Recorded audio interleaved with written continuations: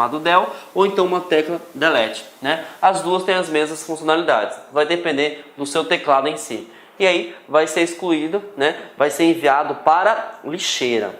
Gente, o que é lixeira? Lixeira é um local onde fica armazenado seus arquivos temporariamente excluídos, tá? Ah, mas eu quero excluir, por que tem que ter um local, né, temporariamente? Porque é o seguinte, galera. Às vezes o usuário ele aperta sem querer o Ctrl, né? Ele aperta sem querer o botão delete, né? A tecla delete, ou sem querer ele exclui um arquivo que não era para ser excluído.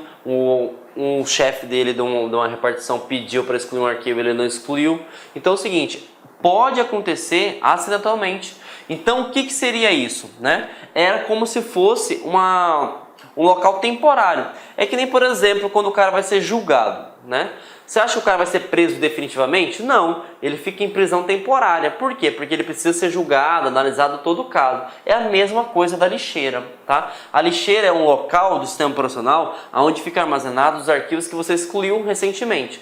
Claro, se você não for lá, né, e esvaziar a lixeira, por exemplo, os arquivos vão ficar lá dentro.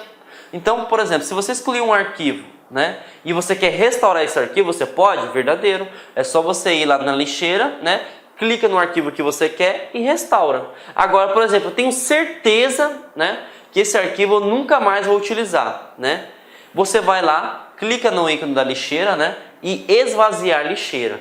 Por que a gente tem que esvaziar a lixeira? Gente, se aquele arquivo ainda está na lixeira, ainda ele ocupa espaço, né? E é o que grandes pessoas deixam. Porque é o seguinte, vai excluindo arquivo, só que não exclui da lixeira. Aí chega um tal momento que o quê? A lixeira está lotada, que não é o caso aqui, né? Por exemplo, como que eu sei que a lixeira está lotada? Simples, você vai no ícone da lixeira, né, na área de trabalho. Visualizou que ela está cheia de papel? Opa, ela está lotada e ela está ocupando espaço. Quando ela ocupa espaço, ela exige processamento, ela exige armazenamento e, consequentemente, o seu sistema operacional vai ficar lento. Beleza? Ah, como que eu faço para ela ficar vazia, né? Que é dessa forma aqui. Simples, clicou aqui, você tem certeza, né, que não vai ter nenhum arquivo que você quer restaurar, esvaziar lixeira. Beleza? Só que eu vou ensinar um macete que já está sendo cobrada por algumas bancas, tá? É o seguinte. Existem algumas vezes que a gente vai excluir um arquivo, vai excluir uma pasta e a gente tem certeza que a gente nunca mais vai utilizar aquele arquivo, né? E aí, por exemplo, é chato você ter que excluir o arquivo, depois você vai na lixeira e esvazia a lixeira. Professor, tem alguma forma de a gente ir diretamente? Claro que tem. Como que a gente consegue isso? Através do Shift Del, e já caiu em questão de concurso público. Qual que é a tecla que permite excluir permanentemente ou em definitivo? Shift Del. Uma vez que você selecionou o arquivo e deu Shift Del, pronto, acabou. O arquivo ele some do seu computador. Você não consegue nem visualizá-lo na lixeira. Beleza? Então fiquem atentos aí. Tranquilo? E aí vamos ver como é que está caindo, né, essa questão em concursos públicos, tá? Mais uma questão da Sercontel do Rio de Janeiro, né? A banca foi a OCP, né? Para o cargo de técnico. Eles cobram o seguinte: um usuário do Microsoft Windows 10, né? Ah, eu não sei o que é MS. MS é Microsoft, tá? Abreviação, galera.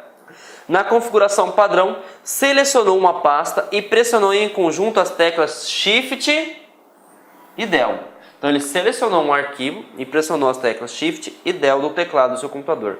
Após confirmar a mensagem mostrada na tela, o efeito dessa ação foi o sinal de mais.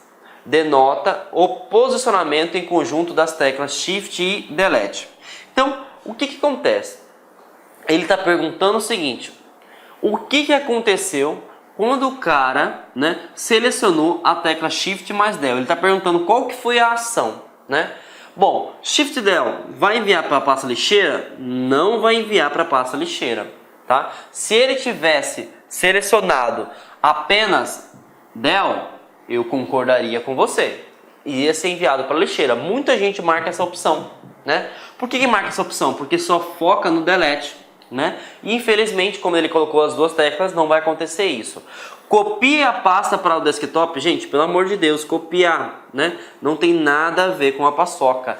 Apaga a pasta permanentemente. Poderia também estar aqui na alternativa, apaga a pasta definitivamente, também estaria correto. Então a resposta é a letra C de casa. Mas vamos analisar as outras alternativas. Move, não, ela exclui permanentemente.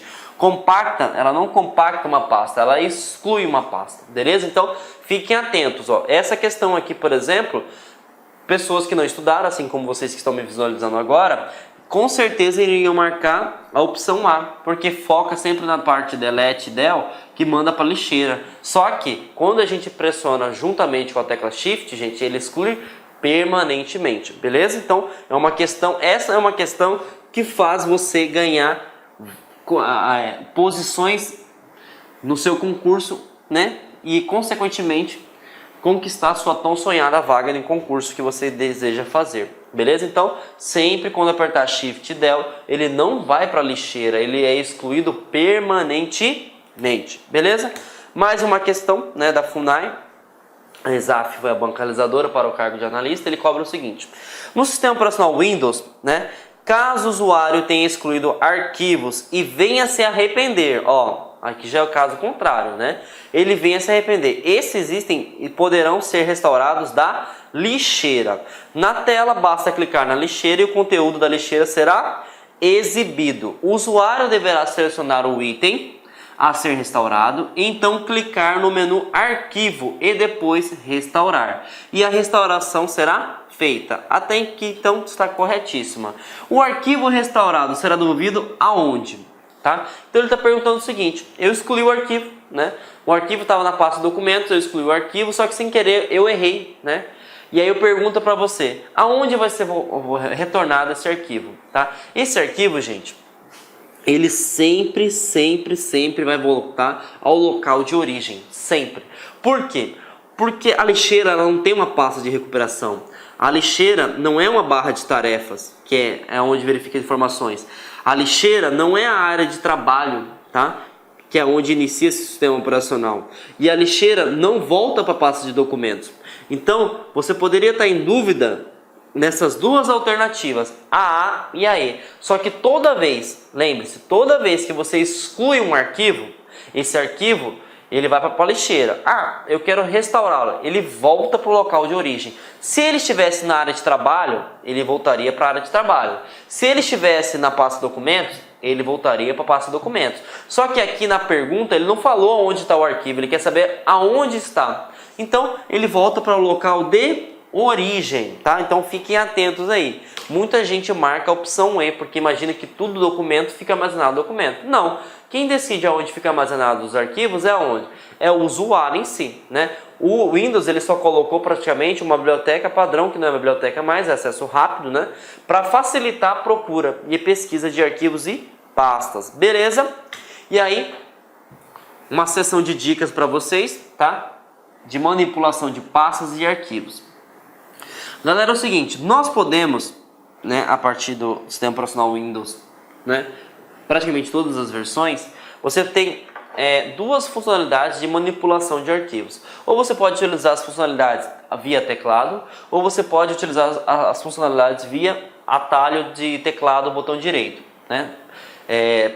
Mouse, botão direito, né? Então o que acontece? O que eles cobram na prova? Eles cobram recortar, eles cobram copiar, eles cobram excluir, renomear e propriedades, tá? Esses aqui você tem que estar preparado, beleza? Mas o enviar eles estão começando a cobrar agora. O que é enviar, gente? Enviar, ele vai te pegar esse arquivo, né? Ele vai te enviar para um pendrive, para um cartão de memória, para um HD externo, para uma pasta compartilhada na rede, né? Para um outro computador, para um outro dispositivo conectado. Então enviar aqui tem a ideia de transferir para um outro local que não seja um computador. Então essa é a ideia de enviar em si. Beleza? Recortar. Recortar é transferência, tá? Transferência. Gravem essa palavrinha aí, transferência, tá? O que seria transferência? Você vai retirar do local de origem, né? E vai mandar para o destino. Então, se eu, por exemplo, dou um Ctrl X e um Ctrl V, né? Que a gente vai saber que é colar, o que acontece? Aquele arquivo aqui, ele some e só fica no destino, tá? Aí se eu utilizar o copiar ele simplesmente deixa no local de origem e deixa no local de destino. Excluir, claro, ele vai excluir o arquivo. Renomear, gente. Renomear, você vai renomear pastas, renomear arquivos, você pode renomear atalhos, né? O próprio nome já está dizendo. Mas qual que é a tecla? F2, somente F2, tá? Então clicou com um clique no mouse, né? F2 você permite. Propriedades, por exemplo, eu quero saber quem criou esse arquivo, quem alterou esse arquivo, que tipo de arquivo é, qual que é a extensão utilizada. Você tem que utilizar propriedades. E propriedades tem uma tecla que é Alt Enter, tá? Alt Enter. Então Alt Enter permite visualizar as propriedades. Ah, mas eu posso visualizar por aqui também? Pode. Aqui você pode enviar para, recortar, copiar, criar atalho, excluir, renomear e propriedades. Então, o que eles cobram mais não é a questão do mouse em si. Eles cobram mais teclas de atalho. Então, a gente tem que estar preparado para essas duas formas. Então, eu tenho duas formas de manipular arquivos e pastas, né? Ou via teclas de atalho ou via opções por mouse. Beleza? E aí a gente vai para uma coisa que está sendo bastante cobrada agora, tá?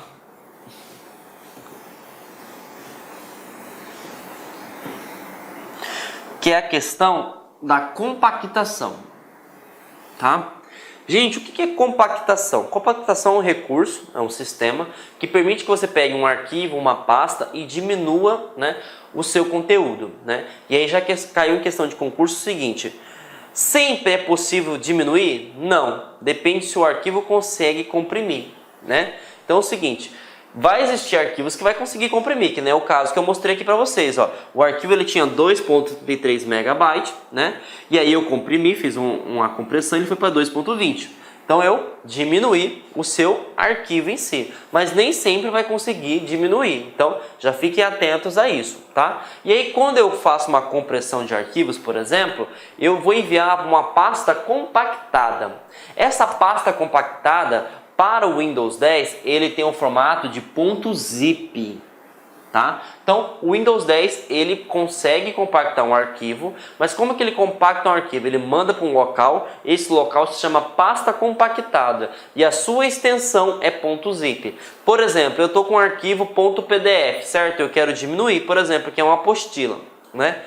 Quando aqui era .pdf, né? Quando eu enviei ele para uma pasta compactada, ele fica como um arquivo .zip.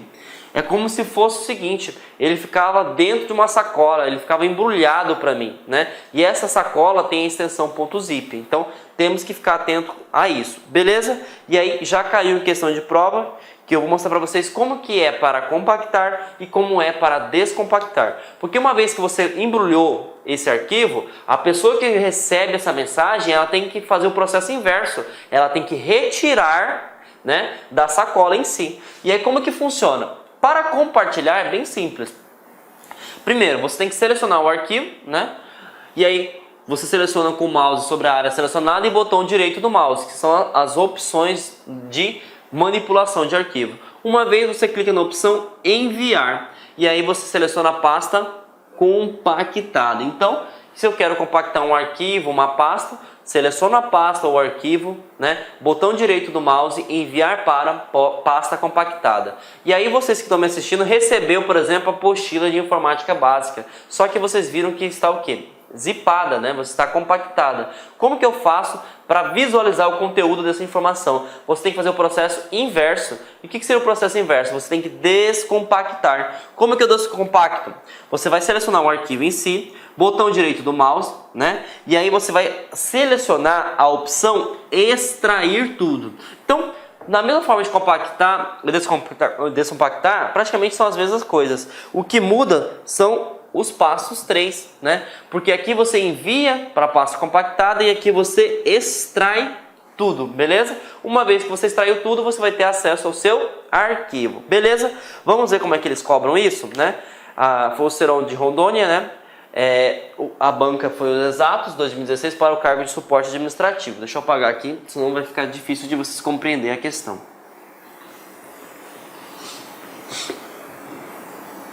Bom, gente, Ele pergunta o seguinte: quando determinado arquivo possui uma extensão .zip, né? Músicas.zip, pode-se afirmar que trata-se de um arquivo infectado? Pelo amor de Deus, né, gente? Que arquivo infectado? A gente sabe que zip é uma forma de diminuir o tamanho, de deixar um arquivo compactado, né? Trata-se de um arquivo de mídia associado, né, ao software Windows Media Player. Gente, a gente sabe que a extensão, né, músicas normalmente vai ser referente ao que? MP3, MP4. Só que no caso aqui, ele mandou para uma pasta e essa pasta está compactada, então não é referente a arquivo de mídia. Então, resposta errada. Trata-se de um arquivo em formato compactado. Corretíssima. Por quê? .zip, né? Ele transforma o arquivo em uma pasta compactada. E aqui, o arquivo está criptografado? Nada a ver. A gente vai ver em segurança da informação que criptografia nada é mais que você colocar uma senha de acesso a um determinado pasta, a um determinado arquivo. Então, resposta correta, C de casa. Beleza? E aí eu vou dar um enfoque, galera, porque já cobrou também.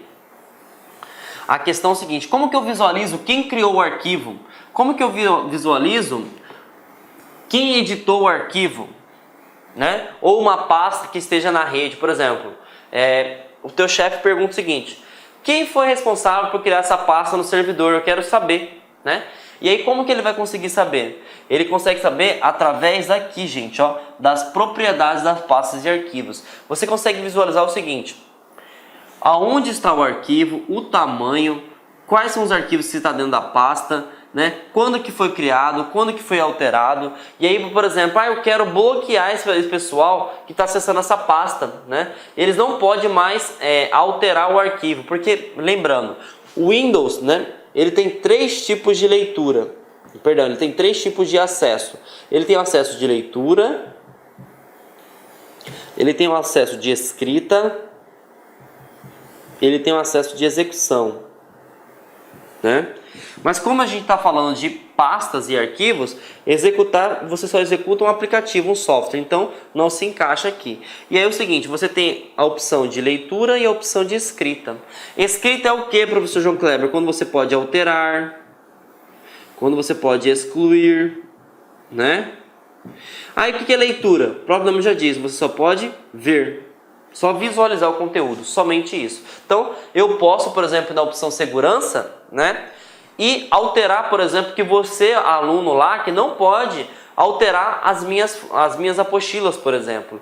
Eu posso também fazer o seguinte: eu quero compartilhar essa pasta para todos os alunos da LAC, né? Então eu vou na guia compartilhamento, beleza? Então é muito importante, né, a propriedade de uma pasta e arquivos, que você permite o quê? Verificar as informações, né, de identificação, tamanho, tipo de extensão, quando foi criado, né, quem alterou, e também você consegue compartilhar essa pasta. Você consegue também colocar níveis de segurança, quem pode ou não acessar essa pasta. Então ela é muito importante. Beleza? Tranquilo? Então vamos começar a falar sobre as novidades do Windows, né, que eu citei no início da aula, e agora a gente precisa saber o que é essas novidades que podem ser cobradas. Primeiro, modo tablet, né? O Windows 8. Olá, meus amigos, minhas amigas. Inicialmente eu peço licença a vocês, pois interrompi os seus estudos, mas essa videoaula é uma videoaula demonstrativa para você conhecer o nosso curso aqui da LAC Concursos. É um curso 100% focado no concurso da Universidade Federal do Rio de Janeiro para o cargo de assistente em administração. Cara, um curso muito competitivo que eu tenho certeza absoluta. Se você seguir as nossas orientações pedagógicas, se você assistir as nossas videoaulas, prestar bastante atenção, você vai ter reais chances de aprovação. O que você estuda vai ser aquilo que vai ser cobrado na prova. Professor, quanto custa, professor, o restante dessa videoaula e muito mais, né? Você apenas R$ 39,90, R$ 39,90 você vai ter esse curso aí, que vai ser um divisor de águas, né, para o cargo de assistente em administração, de acordo com o edital 491. Dá tempo de estudar? Sim. Curso 100% EAD, nós temos uma metodologia, o nosso site não joga somente as aulas para vocês, nós orientamos que os alunos estudam via o Personal Coach, que é o cronograma na qual eu produzo esse cronograma para vocês. pessoalmente, eu faço aqui o pedagógico da La Concurso para fazer a diferença. Bacana? Gostou? Tem um link aqui embaixo. Clique nesse link, venha estudar com a gente para o concurso da Universidade Federal do Rio de Janeiro. Forte abraço, fique com Deus. Tchau, tchau.